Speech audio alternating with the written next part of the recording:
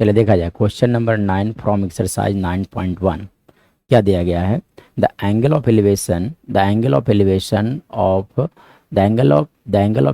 The top of a building from the foot of a tower is 30 degree. मतलब angle of elevation of the top of a building, मतलब building के जब हम top को देखते हैं फुट ऑफ द टावर से तो एंगल बनता है 30 डिग्री। ठीक है ना।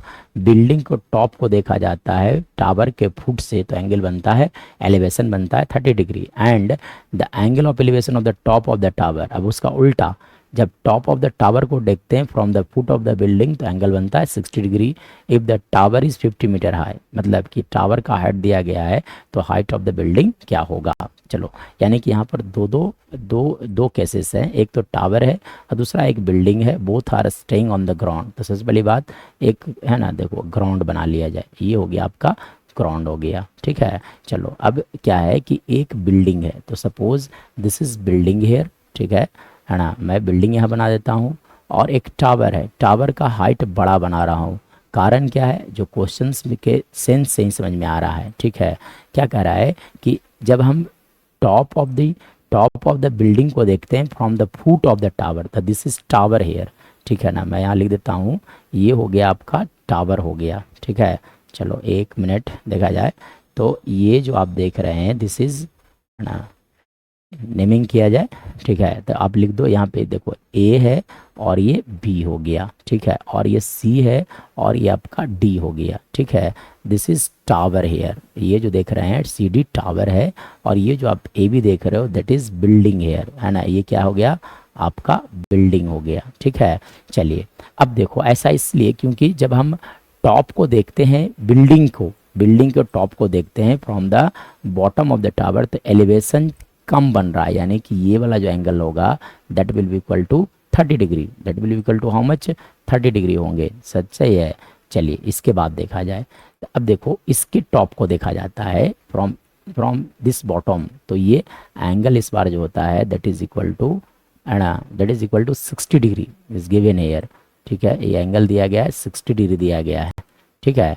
चलिए तब आप क्या करो कि देखो मेंशन किया जाए, साथ साथ दिया गया है कि इफ द टावर का हाइट दिया गया है, height of the tower is given here that is equal to 50 metre. अब देखो ये एंगल जो दिया गया है 30 डिग्री और ये एंगल दिया गया आपका 60 डिग्री आ गया है। ठीक है। चलिए अब आप क्या करोगे, तो दोनों राइट एंगल ट्रायंगल से सेम लॉजिक अप्लाई करना है। दो राइट एंगल ट्रायंगल लेना है और दोनों राइट एंगल ट्रायंगल से सेम वैल्यू कैलकुलेट करना है। उसके बाद जो कुछ भी आना होगा ऑटोमेटिक रिजल्ट आ जाएगा आपका। ठीक है ना। ये बहुत ही बेस्ट ट्रिक है ना, आपका ये बनाने का हाइट एंड डिस्टेंस। चलो देखो तो आप लिखो इन ट्रायंगल सबसे पहली बात देखा जाए B A C, in triangle B A C, angle B A C that is equal to how much, 90 degree. साथ साथ आप देख सकते हो कि एंगल बी सी ए जो है that is equal to 30 degree, that is equal to 30 degree given here. तो हम लोग जानते हैं कि अगर 30 डिग्री ये है तो इसके सामने वाला साइड को हम लोग बोलते हैं परपेंडिकुलर। तो ये जो देख रहा है परपेंडिकुलर हो गया, AC जो होगा वो बेस होगा। So you can write here tan 30 degree का वैल्यू कैलकुलेट कर लो। तो tan 30 degree that is equal to P by बी। तो P कौन हो जाएंगे, AB बाई बेस, बेस का मतलब कौन सा हो गया, AC हो गया।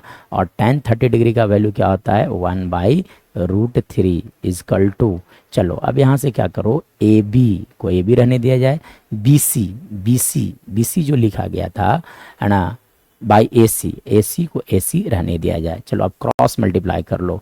जब क्रॉस मल्टीप्लाई करोगे तो AC इजकल टू लिखे जाएंगे √3 AB लिखा जा सकता है। ये कंडीशन नंबर फर्स्ट आ गया। चलिए नेक्स्ट, इसके बाद अगर देखा जाएगा तब आप क्या करोगे, देखो फिर से एक राइट एंगल ट्रायंगल उठाया जाए तो एक फिर से राइट एंगल ट्रायंगल लिया जाए। तो इस पर कौन सा ट्रायंगल दिख रहा होगा आपको, बड़ा सा ट्रायंगल ACD दिख रहा होगा। ठीक है ना। सिर्फ दो राइट एंगल ट्रायंगल में सेम वैल्यूज को कैलकुलेट कर लेना है, सेम लेंथ को कैलकुलेट करना है। जैसे कि AC कॉमन है इसलिए AC का वैल्यू मैं कैलकुलेट करूंगा। ठीक है ना। चलिए तो इन ट्रायंगल आ जाइए ACD, in triangle ACD, angle ACD is equal to 90 degree. और साथ साथ आप मेंशन कर दो कि angle C A D is equal to कितना दिया गया है, 60 डिग्री दिया गया है, ठीक है। सो यहाँ से आप वैल्यू कैलकुलेट कर लो tan 60 डिग्री। तो tan 60 डिग्री मतलब परपेंडिकुलर, तो परपेंडिकुलर इस बार कौन हो जाएंगे, परपेंडिकुलर होगा सी डी। देखो 60 डिग्री के सामने वाला साइड, सामने वाला साइड कौन सा है, ये, इसलिए परपेंडिकुलर है। और ये हो गया इसका आपका बेस, बेस इस बार भी कौन सा हो जाएगा, ए सी हो जाएगा। tan 60 डिग्री का वैल्यू क्या होता है, √3 is equal to C D. अब आप देखो तो सी डी जो दिया गया है that is 50 metre, divided by आप लिख सकते हैं यहाँ से ए सी लिखा जा सकता है, ठीक है।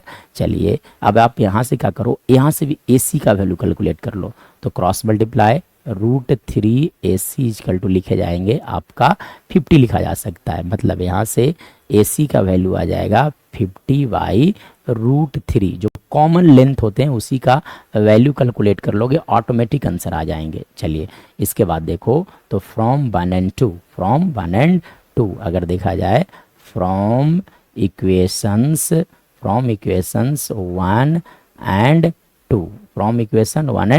2, अब दोनों इक्वेशंस आप क्या लिख सकते हो, √3ab that is equal to लिखा जा सकता है 50/√3। मतलब यहाँ से अगर मैं बात करूँ तो क्रॉस मल्टीप्लाई करने पर लिखा जाएगा 3ab इजकल टू 50। मतलब यहाँ से अगर बात किया जाएगा तब आप लिख सकते हो ab इजकल टू 50/3 मीटर। मतलब ओवरऑल लिखा जा सकता है 16 होल 2/3 मीटर, यानी कि हाइट, ए भी क्या था, height of the building. So we can write here height of